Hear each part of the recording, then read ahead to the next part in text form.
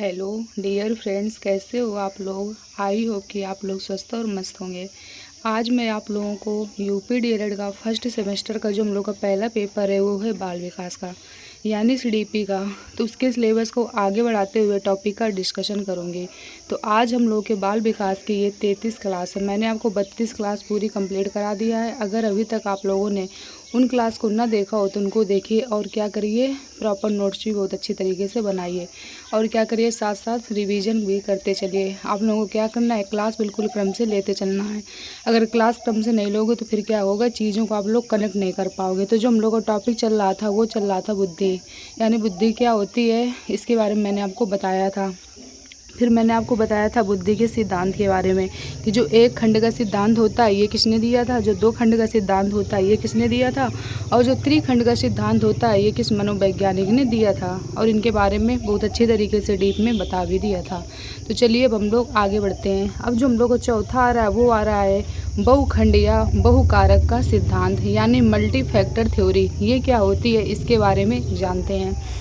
तो इसका प्रतिपादन स्टर्नोवा कैली ने किया था। जो इसका प्रतिपादन था तो वो किस मनोवैज्ञानिक ने किया था, तो वो किया था, किसने किया था, स्टर्नोवा कैली नामक मनोवैज्ञानिक ने क्या किया था, इस सिद्धांत का प्रतिपादन किया था। कैली ने अपनी बुक, जो कैली थे उनकी बुक कौन सी थी, उनकी बुक का नाम था cross roads in the mind of man में बुद्धि ने 9 खंडों के बारे में बताया। इन्होंने क्या किया, बुद्धि के 9 खंडों के बारे में बताया। अब चलिए आगे बढ़ते हैं। वो 9 खंड कौन कौन से हैं, तो इसमें जो पहला था वो था सामाजिक योग्यता, यानी इसको बोलते हैं सोशल एबिलिटी। जो दूसरी थी वो थी वाचित योग्यता, इसको बोलते हैं वर्बल एबिलिटी। जो तीसरी थी वो थी सांख्यिकी योग्यता, इसको बोलते हैं नंबरिक एबिलिटी। जो चौथी थी वो थी गामक योग्यता, इसको बोलते हैं मोटर एबिलिटी। अब चलिए आगे बढ़ते हैं। अब जो अगला था वो था शारीरिक योग्यता, इसको क्या बोलते हैं, इसको बोलते हैं फिजिकल एबिलिटी। और जो आगे था वो क्या था, यांत्रिकी योग्यता, इसको बोलते हैं मैकेनिकल एबिलिटी। अगली जो थी वो थी संगीतात्मक योग्यता। जो संगीतात्मक योग्यता होती है इसको बोलते हैं म्यूजिकल एबिलिटी। और जो 8वीं थी इसको बोलते हैं रुचि, यानी इंटरेस्ट। और जो 9वीं थी वो थी स्थान संबंधी विचारों की योग्यता। तो चलिए अब आगे बढ़ते हैं। ये थे इनके विचार। अब जो हम लोग का 5वां आ रहा है वो आ रहा है मात्रा का सिद्धांत, यानी क्वांटिटी थ्योरी। चलिए जानते हैं इसका मतलब क्या होता है, इसका प्रतिपादन किसने किया था, तो इसका प्रतिपादन थार्नडाइक ने किया था। मात्रा के सिद्धांत का किसने प्रतिपादन किया था, थार्नडाइक नामक मनोवैज्ञानिक ने किया था। इनके अनुसार बुद्धि उतनी अधिक अच्छी होती है जितनी अधिक मस्तिष्क और स्नायु मंडल यानी नर्वस सिस्टम के संबंध होते हैं, क्योंकि मानसिक क्रिया का आधार है। ये क्या कह रहे हैं, ये कह रहे हैं कि बुद्धि अधिक कब अच्छी होगी, जितना अच्छा इंसान का माइंड होगा, जितना अच्छा उसका क्या होगा, मस्तिष्क होगा, उसी हिसाब से क्या होगा, वो उतनी अच्छी तरीके से चीज़ों को क्या कर पाएगा, सीख पाएगा। और उसकी जो सोचने की क्षमता होगी वो उतनी ही अच्छी होगी। ऐसा किस मनोवैज्ञानिक ने कहा था, ऐसा थार्नडाइक नामक मनोवैज्ञानिक ने कहा था। क्या कहा था कि बुद्धि उतनी अधिक अच्छी होती है जितनी अधिक मस्तिष्क और स्नायु मंडल के संबंध होते हैं। ठीक, यानी जितना अच्छी इंसान का क्या होगा, मस्तिष्क होगा, क्योंकि ये मस्तिष्क क्रिया का आधार है। अब चलिए आगे बढ़ते हैं। अब आ रहा है बुद्धि के प्रकार, यानी काइंड्स ऑफ इंटेलिजेंस, इसके बारे में जानते हैं। तो थार्नडाइक ने बुद्धि के 3 प्रकार बताए। कितने प्रकार बताए, 3 प्रकार बताए। कौन कौन से, इनके बारे में जानते हैं। पहला कह रहा है अमूर्त बुद्धि, दूसरा कह रहा है सामाजिक बुद्धि, और जो तीसरा है वो कह रहा है गामक या यांत्रिक बुद्धि। जो अमूर्त बुद्धि होती है इसको क्या बोलते हैं, इसको बोलते हैं अब्स्ट्रैक्ट इंटेलिजेंस। दूसरी होती है सामाजिक बुद्धि, इसको बोलते हैं सोशल इंटेलिजेंस। और जो तीसरी है वो है गामक या यांत्रिक बुद्धि, इसको बोलते हैं मोटर या मैकेनिकल इंटेलिजेंस। अब चलिए आगे बढ़ते हैं। जो अमूर्त बुद्धि होती है यानी अब्स्ट्रैक्ट इंटेलिजेंस, इसके बारे में डीप में पढ़ते हैं कि ये क्या होती है अमूर्त बुद्धि। मतलब कहा जा रहा है कि अमूर्त बुद्धि चीज़ों को सीखने में, उसमें रुचि एवं रुझान लेने में, पढ़ने लिखने में, पुस्तकीय ज्ञान प्राप्त करने में, गणितीय समस्याओं को हल करने में। क्या कहा जा रहा है कि जो अमूर्त बुद्धि होती है उसका हम लोग कहाँ भी उपयोग करते हैं। उदाहरण देख लेते हैं। एग्जाम्पल क्या कह रहा है? एग्जाम्पल कह रहा है कि गणितज्ञ, कलाकार, कहानीकार, साहित्य रचनाओं का कार्य दर्शन और तर्कशास्त्र को समझने में किसका उपयोग किया जाता है? अमूर्त बुद्धि का। अमूर्त बुद्धि तो वही होती है जिसका हम लोग क्या करते हैं, अपने माइंड में कॉन्सेप्ट बना के क्या करते हैं, चीज़ों को समझते हैं। ठीक, ये हमारे क्या होती है, ये अमूर्त बुद्धि होती है। ठीक, यानी हम क्या करते हैं, चीज़ों को देख तो नहीं पाते हैं लेकिन उनका क्या करते हैं, माइंड में उनका कॉन्सेप्ट बनाते हैं, फिर चीज़ों को क्या करते हैं, रिलेट करके फिर उनको करते हैं। अब चलिए हम लोग आगे बढ़ते हैं। अब जो दूसरा हम लोग का वो है सामाजिक बुद्धि, इसको बोलते हैं सोशल इंटेलिजेंस। तो चलिए जानते हैं जो सामाजिक बुद्धि होती है ये क्या होती है, इसके बारे में जानते हैं। सामाजिक बुद्धि के द्वारा व्यक्ति अपने आप को समाज में अनुकूल व्यवस्थित कर लेता है। मतलब समाज में अनुकूलन की योग्यता, अच्छा आचरण करने की क्षमता, समाज में मिलजुल कर कार्य करने की योग्यता। सामाजिक बुद्धि से क्या होता है, इसमें ये होता है कि कोई भी व्यक्ति हो तो अपने आप को क्या करता है, समाज के हिसाब से क्या करता है, ढाल लेता है। यानी समाज के अनुसार, यानी वो जाएगा वहाँ पे तो क्या करेगा, बात भी अच्छे तरीके से कर लेगा और समाज को क्या करता है, समझ लेता है कि हमें किस तरीके से बातचीत करनी है, किस तरीके से हमें क्या करना है, कार्य करना। जैसे उदाहरण क्या कह रहा है, उदाहरण कह रहा है व्यवसायी, कूटनीतिक, सामाजिक कार्यकर्ता, ये सब क्या है, ये सब सामाजिक बुद्धि के एग्जाम्पल हैं। तो वही कहा गया है कि सामाजिक बुद्धि के द्वारा व्यक्ति अपने आप को समाज में अनुकूल व्यवस्थित कर लेता है, यानी समाज के अनुसार क्या करता है, अपने आप को ढाल लेता है। मतलब समाज में अनुकूलन की योग्यता, अच्छा आचरण करने की क्षमता और समाज में मिलजुल कर कार्य करने की योग्यता होती है। अब चलिए हम लोग आगे बढ़ते हैं। अब जो अगला आ रहा है वो आ रहा है गामक या यांत्रिक बुद्धि, इसको बोलते हैं मोटर और मैकेनिकल इंटेलिजेंस। ये क्या होती है इसके बारे में जानते हैं। कहा गया है कि यांत्रिक बुद्धि में व्यक्ति के अंदर चीज़ों को जोड़ तोड़ करने की योग्यता होती है।